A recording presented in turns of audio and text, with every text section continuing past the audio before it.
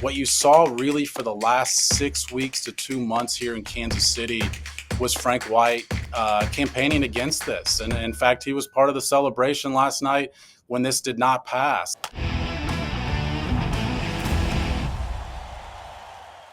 Let's bring in Sam McDowell, who covers Kansas City sports and the Royals and the ballpark situation going on right now. And you can follow him at Sam McDowell11. We'll post some of these clips during this conversation on FT Twitter too, if you want to check out his handle. Sam, great to have you on here. Appreciate the time. And of course, we have you on here for a very good reason. The city voted down the ballpark plans for the Royals, and I guess the Chiefs side of things too, which I need more context on. But how are you? And enlighten us. Yeah, appreciate you guys having me on. Yeah, you're right. So it was on the ballot yesterday in Jackson County, actually. It was an extension of the existing sales tax. It would go for another 40 years for the Royals to move to a downtown stadium. I mean, I know you guys have been to this area, and you know where Kauffman Stadium is currently situated in a suburb area, and the Royals want to move downtown. But the voters voted it down, and a landslide victory. I think a lot of people that I had chatted with thought this would be close. And I don't know that the results stunned people, but the margin certainly did. 58% voted no, 42% voted yes. And so now you've got, and you're right, that I should mention that the Chiefs were attached to this project as well. And that's something that I think the Royals thought would lift their boat as well, but it didn't. And so now you've got a couple of teams that I think what's next for the future is a valid question. A lot of people are going to look at a move potentially. Obviously, we're in a different sort of environment here in Kansas City where you've got something right across the state line that could represent a move. But what's next becomes a big question, in addition to the teams need to look at why this happened the way it did. Now, tell us the political landscape. Is Frank White, is he still on the part that kind of voted this down? Is he going to not be invited to any more Royals alumni events? It's been a really interesting dynamic because Frank White is one of only two players who has his number retired by this organization. And he not only was not supportive of this project, even after the Jackson County legislature, and I know I'm getting a bit into the weeds here, but after they voted to put it on the ballot, he tried to veto it, and he did veto it. And the Jackson County legislature had enough votes to override his veto and go ahead and put it on the ballot anyway. So what you saw really for the last 6 weeks to 2 months here in Kansas City was Frank White campaigning against this. And in fact, he was part of the celebration last night when this did not pass. And I think a lot of people outside Kansas City would look and say, what the hell's going on there? We have one of your former Hall of Fame players who says this is not a good deal, but he's the county executive in Jackson County where this vote happened. And he's been really adamant that the county deserves a better deal. So what are they looking for? What is everybody looking for? Baseball always has owners that don't want to put any of their own coin in. But if the Chiefs get behind this, is there a little bit more like, whoa, if the Chiefs are out, we can't lose the Chiefs. The Royals, we'll wait and see what the Chiefs say. Yeah, I mean, this town loves these two teams. And you mentioned, I mean, particularly the Chiefs. And what better time for the Chiefs to go to the polls than after winning three of the last 5 Super Bowls in the NFL. So that should speak to the errors that this project had, that despite this town's love for these two teams, they were still only able to generate 42% of the vote. And when you ask what they want, I mean, what the voters wanted was more details about what this project was going to entail. The Royals project in particular was a moving target for the better part of the last 15 months, to where voters had a difficult time latching on to the reasons this was happening. It was not a consistently well-articulated message. They switched which site downtown they were going to try and attempt to go to. As late as February, 2 months before a vote, is when the public learned where they were trying to build the stadium. And that location currently has a lot of businesses. It's an arts district in downtown Kansas City. And there were therefore a lot of questions about what it meant for those businesses. And those questions were just not sewn up yet. And therefore, despite this being a really long process, it still felt like a rush to the finish line over the past couple of months. Okay, what's next, Sam? Besides them, both teams moving to Orlando, and we can do the same thing they did in Kansas City. We can put the Chiefs, the Orlando Chiefs, and the Orlando Royals right next to each other.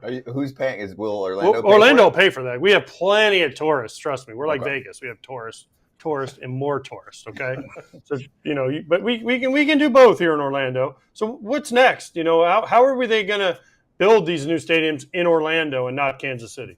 Right. That's why I said it's a different dynamic in Kansas City than it would be in other places, just because you've got a whole different voter base in a different state, 20 miles down on I-70, the exact same highway they're on right now. So I think you will see the Royals have, and particularly more so the Chiefs, have a willingness to listen to other offers. And it's long been the worst kept secret in this area that Kansas is interested in having these teams here on their side of the state line, particularly the Kansas City Chiefs. Now, the Royals, I think, is a bigger question because a major emphasis and point of their entire project was to go downtown, to be in the vibrant part of the city. And going across the state line to Kansas does not solve that part of the equation. And so I think you see them more likely, and this is still a big unknown. I want to underscore that part of it, but I think it's most likely that you see them in some form or fashion try and make another go at this, whether that's trying to get the city more involved because this was a county vote, it was going to be a county tax, or try and go back to the county in some form or fashion. But I don't think that could be immediate. I think you're looking at something that even could potentially be into next year or afterward. All right, so what would they really move to Kansas though? I know.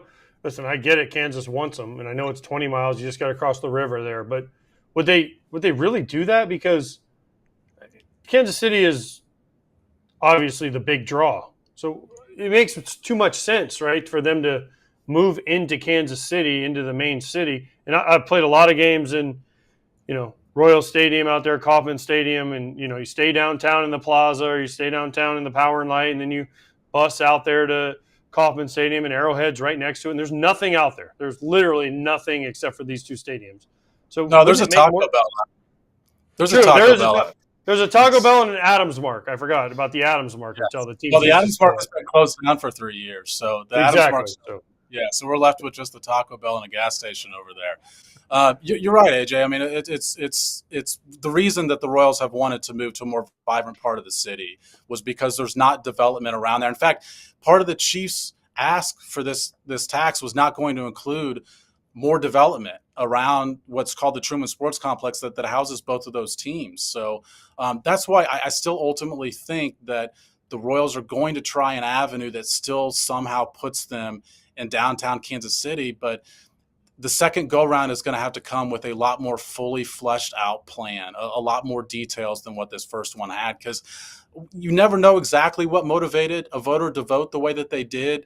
But that should be part of the Royals' research over the next, days, weeks, and months ahead.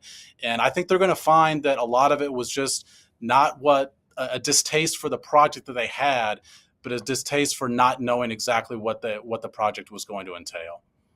Sam, how much of this has to do with the public not wanting to fund bills for billionaires? Because new restaurants, attractions, and all kinds of other things that exist around the country don't get funded like arenas and ballparks do. So I think a lot of people are always scratching their head and wondering why they're supporting a billionaire who can afford it themselves. The reason I think this doesn't pop up as a topic as often is because you usually can't vote on this. And I was in Miami when the new ballpark was being pitched and all of that, and you literally read the corruption in the newspapers at the time. You didn't have a chance to vote. Vegas didn't have a chance to vote to not accept John Fisher's bullshit. So how much of this has to do with fans just being like, if you want to do something, just pay for it yourself. That's how life works. Yeah, I mean, you certainly heard that sentiment when these projects were announced. And that gets back to what I said about that. That's going to have to be part of these teams' research, is to see how much of that weighed into this vote. I really don't think it was the overwhelming majority of the 58% of the people that voted no. And, to be fair, I should point out that these teams were not putting in nothing. I mean, The Chiefs had announced that they were putting in $300 million to an $800 million renovation. The Royals had announced that they were going to build the ancillary development around the stadium. Then they priced that at about $1 billion. That is not what the taxpayers were going to pay for. They were going to pay for the stadium part of it. And the Royals had announced that they were probably going to pay for around the neighborhood of about $300 million of that part of the project. But yeah, I mean, there's always going to be a faction that has that distaste, and that faction's growing nationally. And so I think that was something they encountered, maybe even to a heavier degree than they expected at the onset of this project. And so that gave them an additional hurdle to cross. And then when they were unable to cross the other hurdles that came their way, I think it was a message that some of the no voters latched onto. But I just don't think that that's the major reason that this failed. I think you could have gotten more than 50% of the vote, even knowing that faction of the community exists. When you see a team like the Royals do as bad as they did last year and then go out and sign as many players, veterans, like to legitimate contracts. They weren't just, they weren't pirating. They were going out and finding guys, 3-year deals and, extending Witt. Did it feel like they were doing all this to sway the vote, or was it just a coincidence? Because to me, that's what it felt like. Oh, new stadium, and look at all the guys we got. I think it's a combination of both. I mean, we'd be remiss not to mention the fact of the timing that you just said. I mean, they needed to prove to Kansas Cityans that if they invested in the team was going to invest in itself as well. Having said that, I do think the Royals sense an opportunity in a weaker AL Central division that they think it's more open than probably it was last year, probably than it could be in a couple of years. So why not use the opportunity to go for it now? And again, to be fair, I mean, John Sherman spent more money than really we can remember in Kansas City as far as its baseball history. I mean, they spent as much money as anybody did, over $100 million on it. That includes, of course, player options and assuming those might be accepted at some point. But they've got a team that I think could at least be competitive in AL Central division that's not all that competitive. So it's the marriage of the two that just really happens to work out really well timing-wise.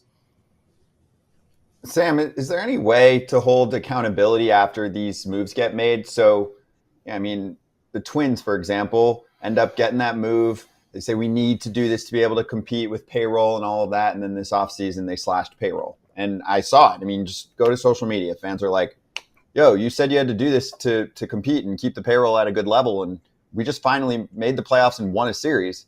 And now you're going backwards. So, how are you supposed to trust that the other side's going to do anything? It's not like they're going to put a clause in there that says we'll have a top 15, 20 payroll. Yeah, I mean, you mentioned the accountability piece. I think it's people like us, right? I mean, it's those of us that are talking about this pretty consistently. And to your point, I mean, a lot of these Royals deals are short-term deals. Like they're not investing in 3 and 4 year deals for these free agents. It's the Bobby Witt investment that is a long-term investment, and that contrasts a lot of what used to happen here in Kansas City. And I actually think that contract itself can have a trickle-down effect on future free agents to say, hey, look, that they're star players that we are used to that organization trading away at some point. Now we know they're hanging on to one of them. So if I go to Kansas City and sign there for multiple years, that guy, that cornerstone piece, that MVP caliber player is going to be there for the long haul too. Sam, we appreciate the time. Thanks for some information on this. And obviously you can follow Sam, like we mentioned, at Sam McDowell 11 and check out his stories in the Kansas City Star. Appreciate the time. Yeah, thanks for having me on, guys. You guys do great work. Thank you. Hey, everybody. Be sure to like and subscribe for more content. We're back here every weekday, all year long, so do not miss an episode. The videos are coming in all day. Here's another video you might enjoy. Baseball the way it should be covered.